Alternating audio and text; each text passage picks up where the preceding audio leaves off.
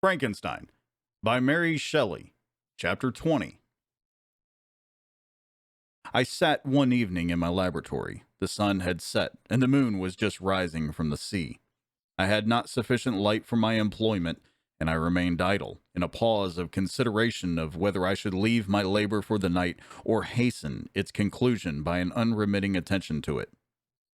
As I sat, a train of reflection occurred to me which led me to consider the effects of what I was now doing. 3 years before, I was engaged in the same manner and had created a fiend whose unparalleled barbarity had desolated my heart and filled it forever with the bitterest remorse. I was now about to form another being of whose dispositions I was alike ignorant. She might become 10,000 times more malignant than her mate and delight for its own sake in murder and wretchedness. He had sworn to quit the neighborhood of man and hide himself in deserts, but she had not. And she, who in all probability was to become a thinking and reasoning animal, might refuse to comply with a compact made before her creation. They might even hate each other. The creature who already lived loathed his own deformity, and might he not conceive a greater abhorrence for it when it came before his eyes in the female form? She also might turn with disgust from him to the superior beauty of man. She might quit him, and he be again alone, exasperated by the fresh provocation of being deserted by one of his own species. Even if they were to leave Europe and inhabit the deserts of the New World, yet one of the first results of those sympathies for which the daemon thirsted would be children, and a race of devils would be propagated upon the earth who might make the very existence of the species of man a condition precarious and full of terror. Had I right, for my own benefit, to inflict this curse upon everlasting generations? I had before been moved by the sophisms of the being I had created. I had been struck senseless by his fiendish threats. But now, for the first time, the wickedness of my promise burst upon me. I shuddered to think that future ages might curse me as their pest, whose selfishness had not hesitated to buy his own peace at the price, perhaps, of the existence of the whole human race. I trembled, and my heart failed within me when, on looking up, I saw by the light of the moon the daemon at the casement. A ghastly grin wrinkled his lips as he gazed on me, where I sat fulfilling the task which he had allotted to me. Yes, he had followed me in my travels. He had loitered in forests, hid himself in caves, and taken refuge in wide and desert heaths. And he now came to mark my progress and claim the fulfillment of my promise. As I looked on him, his countenance expressed the utmost extent of malice and treachery. I thought with a sensation of madness on my promise of creating another like to him, and trembling with passion tore to pieces the thing on which I was engaged. The wretch saw me destroy the creature on whose future existence he depended for happiness, and with a howl of devilish despair and revenge, withdrew. I left the room, and locking the door, made a solemn vow in my own heart never to resume my labors, and then with trembling steps I sought my own apartment. I was alone. None were near me to dissipate the gloom and relieve me from the sickening oppression of the most terrible reveries. Several hours passed, and I remained near my window, gazing on the sea. It was almost motionless, for the winds were hushed, and all nature reposed under the eye of the quiet moon. A few fishing vessels alone specked the water, and now and then the gentle breeze wafted the sound of voices as the fishermen called to one another. I felt the silence, although I was hardly conscious of its extreme profundity, until my ear was suddenly arrested by the paddling of oars near the shore, and a person landed close to my house. In a few minutes after, I heard the creaking of my door, as if someone endeavored to open it softly. I trembled from head to foot. I felt a presentiment of who it was and wished to rouse one of the peasants who dwelt in a cottage not far from mine.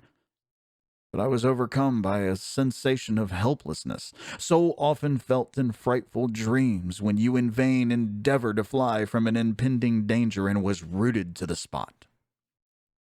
Presently, I heard the sound of footsteps along the passage. The door opened, and the wretch whom I dreaded appeared. Shutting the door, he approached me and said in a smothered voice, "You have destroyed the work which you began. What is it that you intend? Do you dare to break your promise? I have endured toil and misery. I left Switzerland with you. I crept along the shores of the Rhine, among its willow islands and over the summits of its hills. I have dwelt many months in the heaths of England and among the deserts of Scotland. I have endured incalculable fatigue and cold and hunger. Do you dare destroy my hopes? Begone! I do not break my promise, nor will I create another like yourself, equal in deformity and wickedness. Slave, I have reasoned with you, but you have proved yourself unworthy of my condescension. Remember that I have power. You believe yourself miserable, but I can make you so wretched that the light of day will be hateful to you. You are my creator, but I am your master. Obey! The hour of my irresolution is past, and the period of your power is arrived. Your threats cannot move me to do an act of wickedness, but they confirm me in a determination of not creating you a companion in vice. Shall I, in cold blood, set loose upon the earth a daemon whose delight is in death and wretchedness? Begone! I am firm, and your words will only exasperate my rage. The monster saw my determination in my face, and gnashed his teeth in the impotence of anger. Shall each man, cried he, find a wife for his bosom, and each beast have its mate, and I be alone? I had feelings of affection, and they were requited by detestation and scorn. Man, you may hate, but beware! Your hours will pass in dread and misery, and soon the bolt will fall which must ravish from you your happiness forever. Are you to be happy while I grovel in the intensity of my wretchedness? You can blast my other passions, but revenge remains. Revenge henceforth dearer than light or food. I may die, but first you, my tyrant and tormentor, shall curse the sun that gazes on your misery. Beware, for I am fearless and therefore powerful. I will watch with the wiliness of a snake that I may sting with its venom. Man, you shall repent of the injuries you inflict. Devil, cease, and do not poison the air with these sounds of malice. I have declared my resolution to you, and I am no coward to bend beneath words. Leave me. I am inexorable. It is well. I go, but remember, I shall be with you on your wedding night. I started forward and exclaimed, Villain, before you sign my death warrant, be sure that you are yourself safe. I would have seized him, but he eluded me and quitted the house with precipitation. In a few moments I saw him in his boat, which shot across the waters with an arrowy swiftness, and was soon lost amidst the waves. All was again silent, but his words rang in my ears. I burned with rage to pursue the murderer of my peace and precipitate him into the ocean. I walked up and down my room hastily and perturbed, while my imagination conjured up 1,000 images to torment and sting me. Why had I not followed him and closed with him in mortal strife? But I had suffered him to depart, and he had directed his course towards the mainland. I shuddered to think who might be the next victim sacrificed to his insatiate revenge. And then I thought again of his words. I will be with you on your wedding night. That then was the period fixed for the fulfillment of my destiny. In that hour I should die, and at once satisfy and extinguish his malice. The prospect did not move me to fear, yet when I thought of my beloved Elizabeth, of her tears and endless sorrow, when she should find her lover so barbarously snatched from her. Tears, the first I had shed for many months, streamed from my eyes, and I resolved not to fall before my enemy without a bitter struggle. The night passed away, and the sun rose from the ocean. My feelings became calmer, if it may be calmness, when the violence of rage sinks into the depths of despair. I left the house, the horrid scene of the last night's contention, and walked on the beach of the sea, which I almost regarded as an insuperable barrier between me and my fellow creatures. Nay, a wish that such should prove the fact stole across me.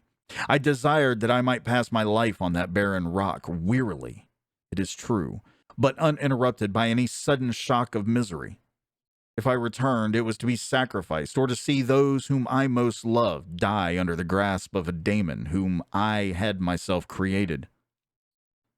I walked about the isle like a restless spectre, separated from all it loved and miserable in the separation. When it became noon and the sun rose higher, I lay down on the grass and was overpowered by a deep sleep. I had been awake the whole of the preceding night. My nerves were agitated and my eyes inflamed by watching and misery. The sleep into which I now sank refreshed me, and when I awoke, I again felt as if I belonged to a race of human beings like myself, and I began to reflect upon what had passed with greater composure. Yet still the words of the fiend rang in my ears like a death knell. They appeared like a dream, yet distinct and oppressive as a reality. The sun had far descended, and I still sat on the shore satisfying my appetite, which had become ravenous, with an oaten cake, when I saw a fishing boat land close to me, and one of the men brought me a packet.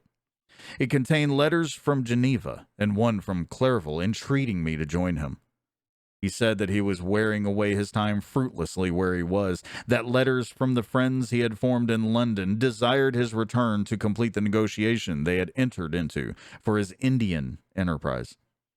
He could not any longer delay his departure, but as his journey to London might be followed, even sooner than he now conjectured, by his longer voyage, he entreated me to bestow as much of my society on him as I could spare. He besought me, therefore, to leave my solitary isle and to meet him at Perth, that we might proceed southwards together. This letter, in a degree, recalled me to life, and I determined to quit my island at the expiration of 2 days. Yet, before I departed, there was a task to perform on which I shuddered to reflect. I must pack up my chemical instruments, and for that purpose I must enter the room which had been the scene of my odious work, and I must handle those utensils, the sight of which was sickening to me. The next morning at daybreak, I summoned sufficient courage and unlocked the door of my laboratory. The remains of the half-finished creature whom I had destroyed lay scattered on the floor, and I almost felt as if I had mangled the living flesh of a human being. I paused to collect myself, and then entered the chamber. With trembling hand I conveyed the instruments out of the room, but I reflected that I ought not leave the relics of my work to excite the horror and suspicion of the peasants, and I accordingly put them into a basket with a great quantity of stones, and laying them up, determined to throw them into the sea that very night. And in the meantime I sat upon the beach, employed in cleaning and arranging my chemical apparatus. Nothing could be more complete than the alteration that had taken place in my feelings since the night of the appearance of the daemon. I had before regarded my promise with a gloomy despair as a thing that, with whatever consequences, must be fulfilled. But I now felt as if a film had been taken from before my eyes, and that I for the first time saw clearly. The idea of renewing my labors did not for one instant occur to me. The threat I had heard weighed on my thoughts, but I did not reflect that a voluntary act of mine could avert it. I had resolved in my own mind that to create another like the fiend I had first made would be an act of the basest and most atrocious selfishness, and I banished from my mind every thought that could lead to a different conclusion. Between 2 and 3 in the morning the moon rose, and I then, putting my basket aboard a little skiff, sailed out about 4 miles from the shore. The scene was perfectly solitary. A few boats were returning towards land, but I sailed away from them. I felt as if I was about the commission of a dreadful crime and avoided with shuddering anxiety any encounter with my fellow creatures. At one time, the moon, which had before been clear, was suddenly overspread by a thick cloud, and I took advantage of the moment of darkness and cast my basket into the sea. I listened to the gurgling sound as it sank and then sailed away from the spot. The sky became clouded, but the air was pure, although chilled by the northeast breeze that was then rising. But it refreshed me and filled me with such agreeable sensations that I resolved to prolong my stay on the water, and fixing the rudder in a direct position, stretched myself at the bottom of the boat. Clouds hid the moon, everything was obscure, and I heard only the sound of the boat as its keel cut through the waves. The murmur lulled me, and in a short time I slept soundly.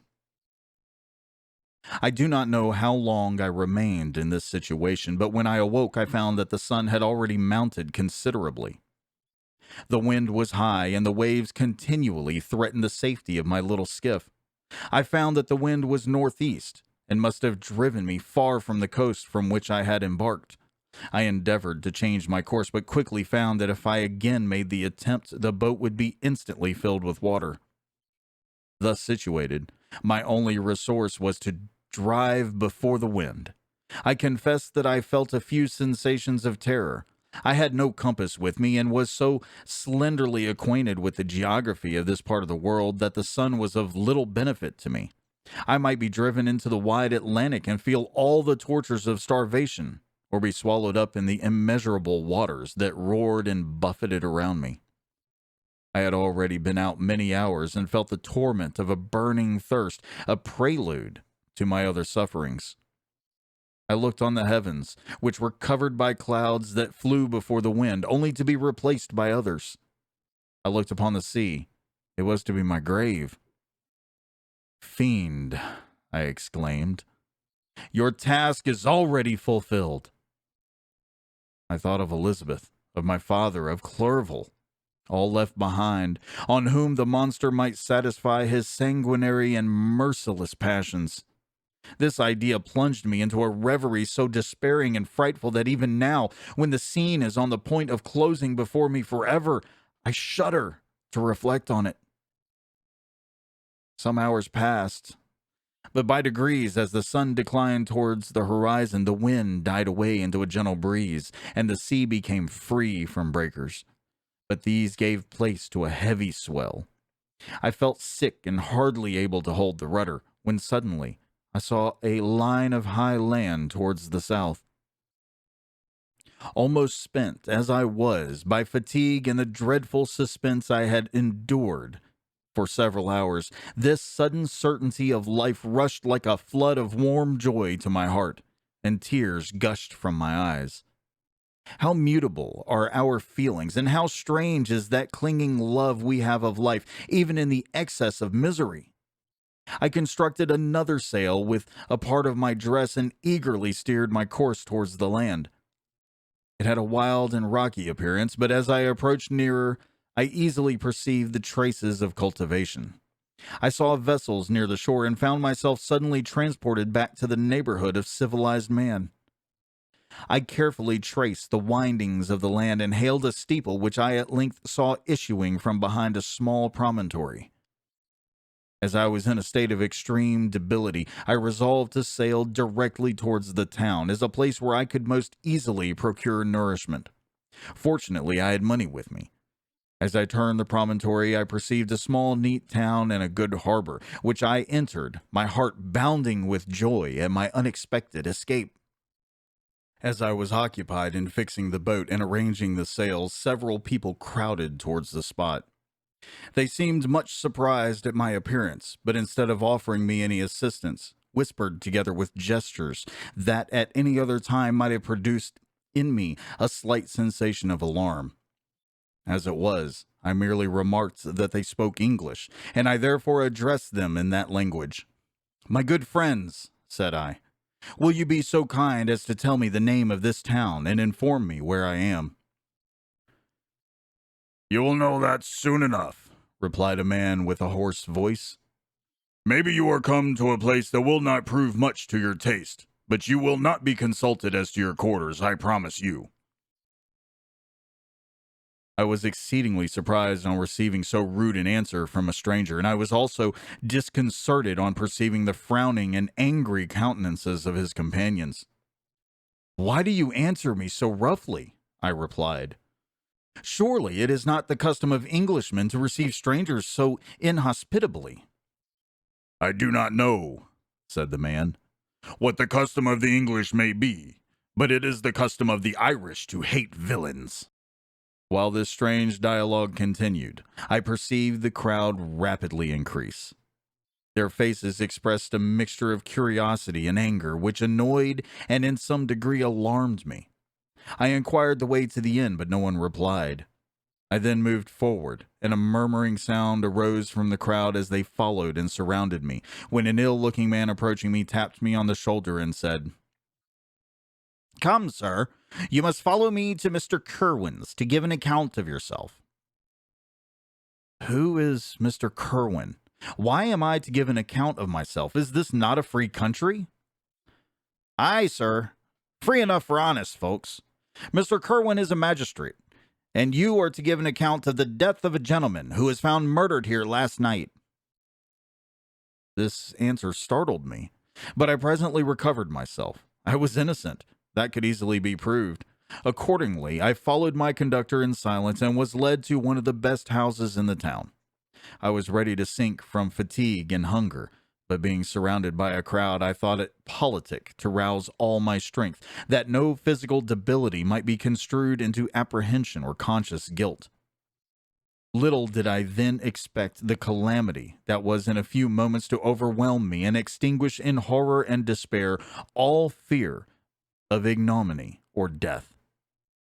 I must pause here, for it requires all my fortitude to recall the memory of the frightful events which I am about to relate in proper detail to my recollection. And thus ends chapter 20 of Frankenstein by Mary Shelley. Squeak. And I have to admit, I'm going to apologize for the horrible voices there at the end. Sometimes I do like to add a little bit, change a little bit. I don't know. It's silliness is what it is, but it is what it is. I'll probably forget how I did them the next time I read them if those same voices come up. But that is neither here nor there. We're going to keep this extremely short. Don't forget to come and visit me over on Twitch, where I stream Thursday nights, Friday nights, and Saturday nights at 8 p.m. Down in the description, you will find links for everything, including new Facebook page I have. I am still the most active on Twitter, though my activity on Instagram has kind of increased. And at this point, I want to say, if you liked the video, please hit that like button. It definitely helps. As we come to the end here, I'm going to throw up a playlist for Frankenstein over there, and over there will be my most recent video uploaded on YouTube in all likelihood, or possibly something suggested for you. So thank you for listening. I hope you guys enjoyed, and I'll catch you next week. Until then.